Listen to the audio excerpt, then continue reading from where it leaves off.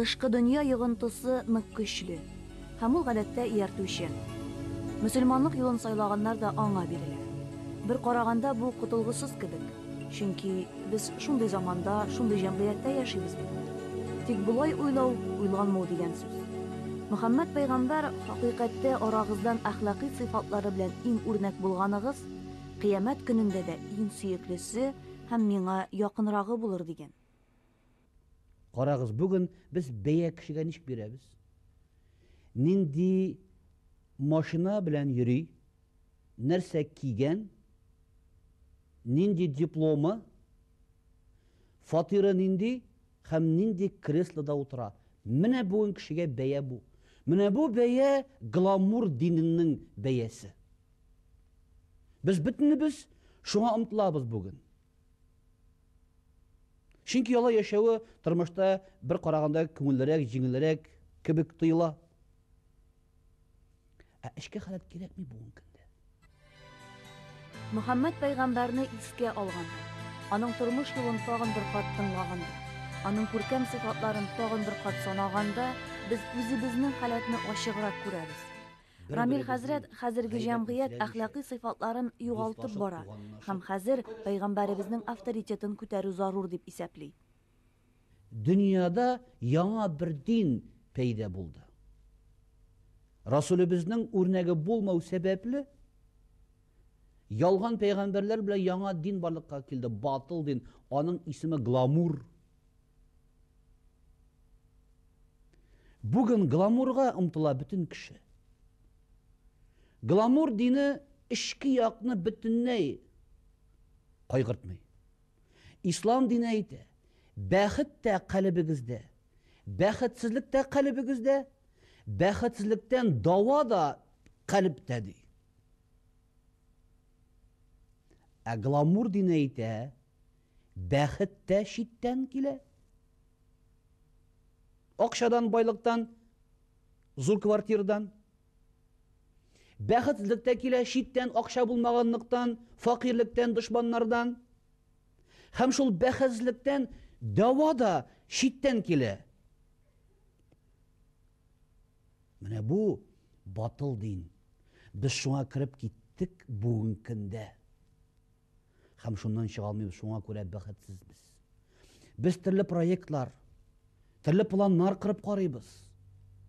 Без булай яшәп карыйбыз, тегеләй яшәп карыйбыз, әмма ләкин халат үзгәрми.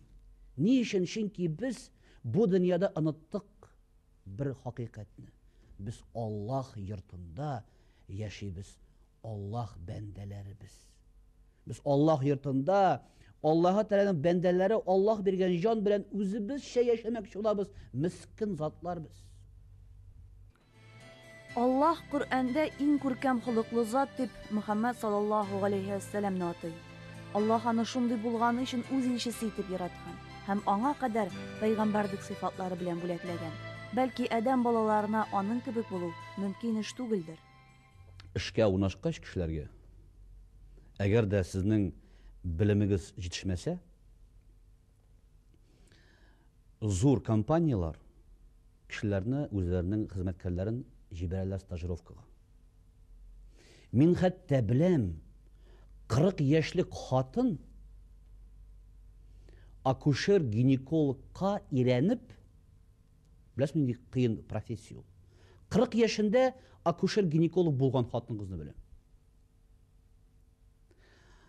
50 яшендә Коръән ятлап чыккан кешеләрне беләм. Теләк булгач, кеше бөтен нәрсәгә өйрәнә. Ни өчен? Чөнки стимул бар, ышаныч бар. Шушыңа өйрәнсә, ул бу дөньяда биеклеккә омтыла. Әмма ләкин ахиратны күрмибез. Җәннәт күренми. Ышанмыйбыз шуңа күрә. Изге гамәлне кул белән тотып карап булмый, савапны кесәгә салып булмый. Шуңа күрә кеше омтылмый бу изгелеккә. Әгәр дә ул чын күңеленнән инанса, ышанса, теләсә кайсы кеше Пәйгамбәребезнең сыйфатларына омтылыр иде. Булдыра алган кадәр аның күркәм сыйфатларына ия була ала кеше. Мин әйтмим пәйгамбәр дәрәҗәсенә җитер дип. Аңа җитүе бик авыр. Аңа теге тырышып китап укып кына түгел, пәйгамбәребезнең әле тормыш рәвеше дә икенче төрле вакытта булган. Ул ук дәрәҗәгә җитү мөмкин булмас. Әмма тырышкан кеше таба, ташка кадак кага. Бу безнең татар халкының мәкале. La ilahe illallah İslam dininin şiarı İslam dininin şiarı Muhammed Resulullah Enbiyalar muhtarı 2010 елда Кул Шариф мәчетендә беренче мәүлид кичәсе узды. Төркиянең ТРТ1 каналы трансляцияләү сәбәпле аны дөньяның башка ерак илләрендә гомер итүче кардәшләребез дә күрде. Шушы ук телевизион чара аша без дөнья мөселманнарының мәүлидне бәйрәм итүе белән хузурландык. Muhammed Resulullah Enbiyalar muhtarı Enbiyalar muhtarı Fakhri alem maqdamiyle endi bu halqa safa endi bu halqa safa Sadiqun amin marhaba marhaba ey Mustafa La ilahe illallah İslam dinin şiarı İslam dinin şiarı Muhammed Resulullah Enbiyalar muhtarı Enbiyalar muhtarı Мәүлид сүзе гарәпчәдән туу вакыты яки туу урыны дип тәрҗемә ителә. Шундый төгәл мәгънәсе булуга карамастан, аны теләсә кайсы айда, гомумән ел дәвамында үткәрергә ярый. Шулай да Мәүлидне Рабигул Әүвәл айының 12 көнендә билгеләп узу инде ныклы гадәткә әверелеп килә. Чөнки нәкъ менә шушы көнне Мөхәммәд пәйгамбәр дөньяга килгән дип исәпләнелә. Меңнәрчә ел дип әйтелә алабыз.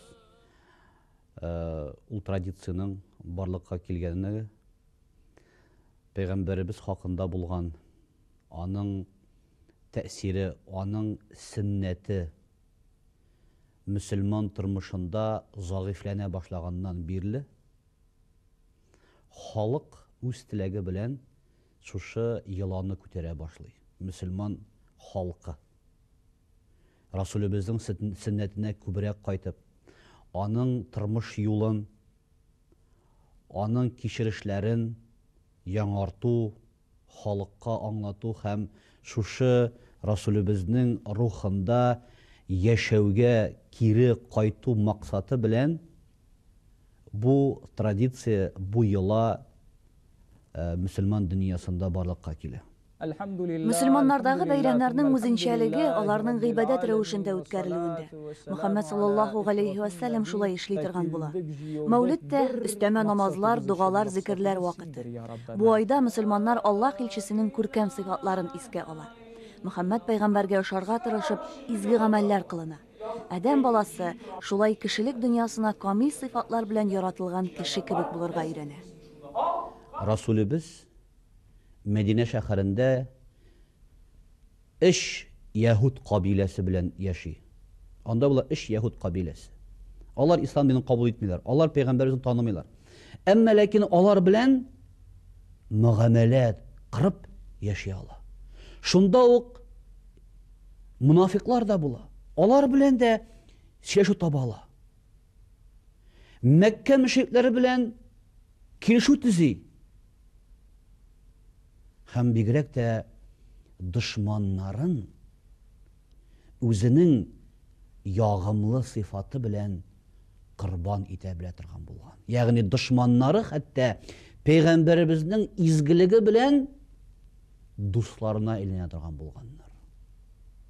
Ул киң күңелле, михрибанлы, кешеләргә үзенең фақат рәхимлелеге белән һәм Аллаһ Тәгалә кашына тугрылыклы булып ике йөзле булмау бүген көндә бик мөһим. Marhaba etamiz. Татар мөселманнары Мөхәммәд пәйгамбәрне яшәешебезгә мәгънә бирүче динне алып килгәне өчен олылый, аңа мәдхия итә. Хәзер Мәүлид кичәләре концерт залларында да оештырыла. Кайберәүләр моның белән килешми, гадәттән тыш купшылык дип бәяли. Мәүлиднең тыйнаклыгы югалыр, серлелеге өзелер дип курка. Бу бәйрәмне үткәрү алымнары төрле булган очракта да Мәүлид вәгазьләрен мәчетләрдә сөйләү ныклы гадәт булып саклана. Коръән укыла, салаватлар әйтелә, мөнәҗәтләр сөйләнелә.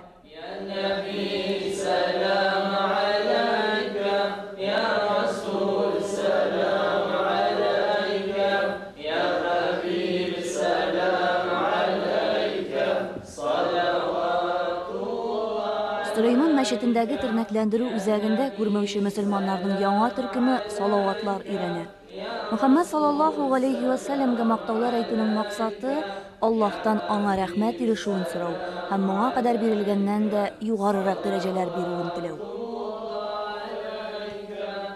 Рабигул Ауал ул Мәүлид ай дип санала бездә, чөнки бу айда Пәйгамбәрбез Мөхәммәд Мустафа саллаллаһу алейһи ва сәлләм туган айы. Шуңа күрә без күбрәк салаватларны өйрәнәбез. Әлбәттә, Пәйгамбәребезнең тормыш юлларын өйрәнәбез. Ничек теге күбрәк итеп зикерләр әйтергә шул айда кайбер кешеләр әйтәләр, бу айда гына бит түгел, башка айларда да кирәк. Әлбәттә, без бөтен айларда да әйтәбез, салаватларны да, зикерләрне дә әйтәбез бөтен айларда, ләкин шушы айда күбрәк игътибар бирәбез. Әлеге тернәкләндерү үзәге күрмәүчеләр өчен Россиядә бердән-бер. Алар бирегә таяныч һәм тынычлык эзләп килә. Җәмгыятьнең инвалидларда кайгысы булмаган бер мәлдә дөнья яктылыгын күрүдән мәхрүм булган кешеләр шушы мөхиттә үзләрен иркен һәм кирәкле хис итә. Намазга баскач, кайбәтрәк менә ярдәм күрәм намаздан духовный дигән. Нинди ярдәм ул? Мин даже унтамында килгәч мәчеткә, что менә инвалид ниләр унтыла ярдәм шуны менә көч бирәләр. Көч биргәч йөрергә дә җыяррак. Раул абыйны яшьлегендә яшен суга. Нәтиҗәсе аяныч. Ул инде 16 ел күрми. Шулай да бер генә мизгелгә дә өметен өзми. Бәлки Аллаһ мөгъҗизасы белән күзләре дә ачылыр. Ислам бирегә тернәкләндерүнең төп өлеше. Күрмәүчеләр Брайль системасы нигезендә Коръән укырга өйрәнә, намазларны үти башлый, рухи таяныч таба. Монда ул шундый ук күрмәүче кешеләр белән очраша. Алар кайбер укытучылары да күрмәүче. Алар аралашкан вакытта теге аннары аңлыйлар. Безнең дә шушы башка кешеләр шикелле яши алабыз. Безнең дә хакыбыз бар яшәргә дип шундый теге нәтиҗәгә килеп көч табалар яшәргә. Ул бит өмет кирәк кешегә, яшәү өчен өмет кирәк, шул өметне табалар. Шуңа күрә шулай. Сөләйман мәчетендәге тернәкләндерү үзәге 2008 елдан гына эшли. Әмма шушы кыска вакыт эчендә биредә Россиянең төрле төбәкләреннән 240 мөселман килеп укыган. Алар дин нигезләренә өйрәнү белән бер рәттән күрүче кешеләр арасында үзләрен тотарга, үз хәлләренә икенче күзлектән карарга өйрәнә. Я узнал вот от Ильгизара Абзы, которым мы не один год знакомы, и который по-доброму хотел, чтобы я познакомился и обучался, прошел курс обучения здесь. Поэтому было просто сложно принять решение, и то решение, которое я принял, я о нем нисколько не жалею. Бөгелмә районыннан килгән Гилюс Мифтахетдинов күрмәү белән килешеп, инде төшенкелеккә бирелеп бетә яза. Сөләйман мәчетендә яшәгәннән соң, хәзер ул киләчәген башкача фаразлый. Аның әүвәлге тормыш рәвешенә кайтасы килми. Вот самое главное, что будет дальше в жизни. Вот об этом я думаю, как в этом укрепиться по-своему. Потому что снова вернуться в те же условия, в которых раньше был, и по-новому уже смотреть на это довольно-таки сложно. Күрмәүчеләр һәм башка физик кимчелеге булган кешеләр өчен аларны тирә-юньдә аңлаулары бик мөһим. Бу матди рәвештәге ярдәм түгел, алар өчен шартлар һәм этәргеч булдыру. Я родился зрячим, но в детстве, когда было 5 лет, получил травму. И вот с годами, прошло уже лет 25, я все хуже и хуже вижу. И вот как пришел в ислам, обрел сабр, терпение обрел. Вот стал полагаться на Аллаха, что это судьба, и я успокоился. Тамерлан Дагыстаннан ук килгән, беренче тапкыр. Безгә килеп җитүенә бик шатлана. Биредә күрмәсәң дә, күрергә өйрәтәләр ди ул. Алар сөйләшкән вакытта, күрмәүчеләр сөйләшкән вакытта мин карадым, мин күрдем дип әйтәләр. Күптән сине күрмәдем дип әйтәләр. Ул шушы сүзләр теге обиходта аларның бар. Шуңа күрә без фильмнарны күрсәткән вакытта алар әлбәттә күз белән түгел, алар колак белән тыңлыйлар. Спектакльләргә алып барабыз. Дигәндә дә алар тамашаларны шулай тыңлап кайталар. Ләкин алар карадым дип әйтәләр. Шуңа күрә дигән сүзлектән карадым дигән сүзне алар нитмиләр, чыгармыйлар. Сөләйман мәчетенә укырга һәм физик тернәкләнү узарга килүчеләрнең язмышы гыйбрәтле. Ә биредә аларның тормышын үзгәртү өчен нинди улы хезмәт башкарылганын күргәч, үзебезнең битараф тормыш коруыбызны аңлыйсың. Шушы үзәкне оештыру өчен күп көч түккән Илдар хәзрәт безне Пәйгамбәрбез саллаллаһу галәйһи ва сәлламның үрнәгенә иярергә чакыра. Без беләбез, Коръәндә бер сүрә бар, Аббас сүрәсе. Шушы Пәйгамбәрбез янына бер күрмәүче кеше килде, бер сорау белән. Тегесе бер теге кишләр белән сөйләшкән вакытта, ул шушы күрмәүчегә тукта, минем вакыт юк әле, соңрак дип борылды. Шуннан соң шундый аят килде Аллаһ Тәгаләдән. Син нәрсәгә теге баш тарттың теге сөйләшүдән теге шушы күрмәүче кеше белән. Шул Пәйгамбәр шуны аңлагач, аның янына барды, гафу үтенде, аны хөрмәтләп, ул икенче муазин булып йөрде теге бу кеше. Шуңа күрә без күрәбез, нинди хөрмәт белән ул шушы мазлум кешеләргә, күрмәүче кешеләргә нинди игътибарлы булды безнең Пәйгамбәр. Шуңа күрә без дә шундый булырга тиеш. Безнең хатабыз булса да, шуны белеп төзәтергә кирәк.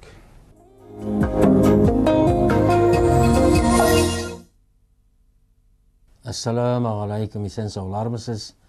Җомга көне хәерле булсын.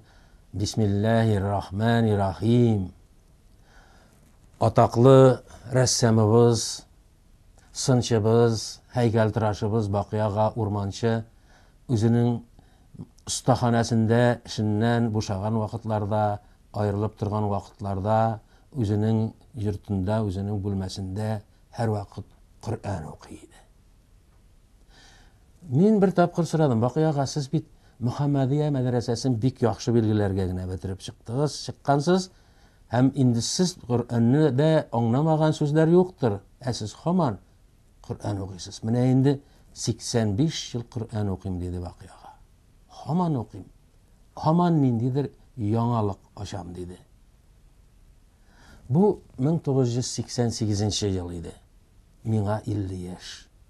Менә мин шуннан соң кулыма Коръән алдым. Һәм менә инде 23 ел буена Коръән укыйм. Һәм укыган сайын Бакыяга сыман үземә бер яңалык ачам, үземә ниндидер бер рухи ләззәт алам. Шулай итеп, Коръәнне күп мәртәбәләр укый торгач, ничә мәртәбә укып чыкканны санап барылмаган, ул инде 20ләп булгандыр, 30ләп булгандыр. Коръән аятләренең татарча мәгънәләре дигән китап барлыкка килде.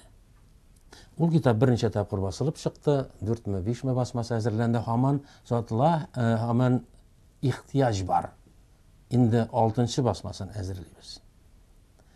Менә шушлай Коръәнне укучылар арасыннан Аллаһка ышанганы бар, Аллаһка ышанмаганы бар, хатлар яудыралар миңа. Кимдер хуплый, кимдер төрле киңәшләр бирә. Һәм ул хатларны мин җыеп бардым, һәм шул сорауларга җавап эзлиләр. Мин үзем мулла түгел, мин мәдрәсәдә бетермәгән, мин бары тик язучы. Язучы буларак, мин күп мәртәбәләр Коръәнне укыган кеше буларак, шушы сорауларга җавап бирергә тырышам.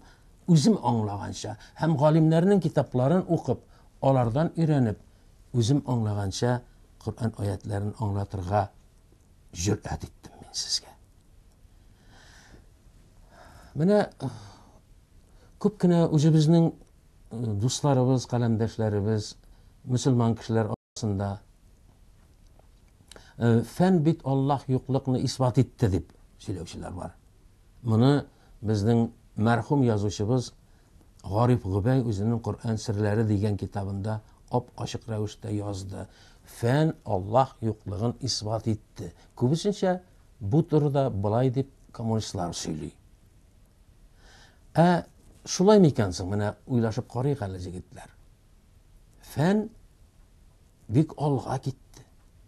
Atom tush quroli bo'yicha ilm bik olg'a ketdi. Meditsina bo'yicha aytik. Boshqa fanlar bo'yicha. Menga qolsa kirisinchadir. Kirisinchadir. Aytik masalan so'g'ish oldindan, so'g'ishdan so'nggi yillarda atom tush qurolini o'ylab topu bilan bir qota shug'ullana boshladilar g'olimlar. Amerikada, Sovetlar Soyuzida. Mana shu vaqtda Italiya shig'ishli Amerika g'olimi Enrico Fermi atom tushin yorirga oldi. U yer ostidagi qurg'osh devorlar ichine solingan bir laboratoriya radiatsiya chetga chiqib ketmasin uchun shunday qalin qurg'osh devorlar ichida o'tkariladi bu tajribalar. Atom tushin shortlatgandan so'ng elektronda, neutronda, protonda chiqib ketmay shunda qoladi. Ham Fermi, Enrico Fermi shu atomni yangadan jiya, yangadan tuzuklendire, lekin g'ajabine ko'ra shoqqatqish bir voqeaga tab bo'ladi Fermi. Yetishmovchilik chiqadi. Proton da var, neutron da var, elektron da var. Ko'lami og'irligi kemigan. Bir qoya ketishlik tugul, bir yerga mana bir necha topqir yolg'ishdim bo'g'ay deb yangadan tajribalarini qavatli.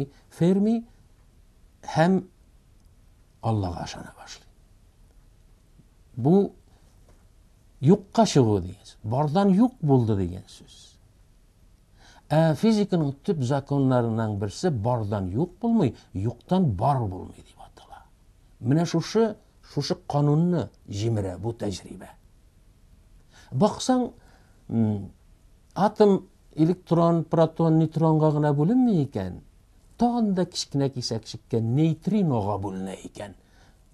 Neutrondan kichkina, neytrinoning massasi yo'q.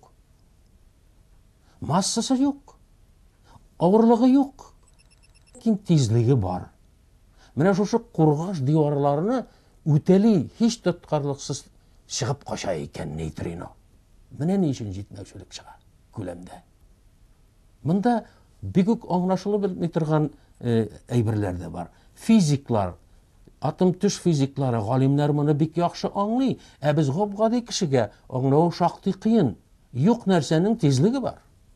300,000 kilometr sekundina o'sha neytrino. Bizni hozir minglagan neytrinolar tashkilab chiqadi. Lekin biz sezmaymiz. Mana shunday qiziq hallar borliqqa keladi. Demak, fan Alloh borligini isbot etdi deb o'ylasak, biz yolg'ishmaymiz. Endi tag'in bir ulug' g'olimni olamiz. Fermi endi u dunyo ko'lam atomshik aydik. Kusto. Bizani bilamiz boribizda, bizani bilan tanish, bik ko'p filmlarini qaradik. U 90ni o'zib vafot bo'ldi, ham umr bo'yina okeanni tekshirdi. Okeanni batiskaflar bilan, zamonaviy texnika bilan, kompyuterlar bilan, laboratoriyalar bilan jintiklab umr bo'yina tekshirib, nihoyat o'limi oldindan oshish yasadi. Okeanda turli yilg'alar bor ekan, birsi tuzli, birsi tushi. Bulayda ağalar, paralelda ağalar, bir-birsine qo'shilmaycha ağalar. Tushi suvni isharga bo'ladi. Shunda baliqlar yüzib yuradi, karabllar yüzib yuradi, lekin qo'shilmaylar. Karablar, balıqlar o'tib ketgach, qo'shilmaycha og'a beradilar. Bu oshishdan so'ng aytadilar Kustoga. Bu turda 1500 yil avval Qur'onda yozilgan deylar. Buni bo'lishi mumkin tugildi Kusto. Ham Kustoga Qur'onni keltirib beradilar. Qur'onda 6 yerda yozilgan shu. Biz sizge iki türlü su yarattık. İki türlü yılga iniş mandanik anasazda iki türlü su yarattık. Birisi onun tuzlu eşi, ikincisi tüşü tatlı içerge yaraklı. Siz ondan balıklar hem mercanlar çıkarırsınız ikisinden de. Dey. Şundan sonra Kusto İslam'ını kabul etken deyip söylüyorlar. Fen bizni yakın aytadıra. Allah'a yakın aytadıra fen. Ondan sonra Adler Temirgali'nin 2009 yılının ikinci sonunda Kazanotlarının Allah degan makalasi basılıp çıktı. Olanda bulaydı. Fen bir adım olga atlagan sayın Allah bizge bir adım yakınaya demek biz fen aşağı Allah yanına varıp çıkacağız. İktibarınız için rahmet, soğuk alırız.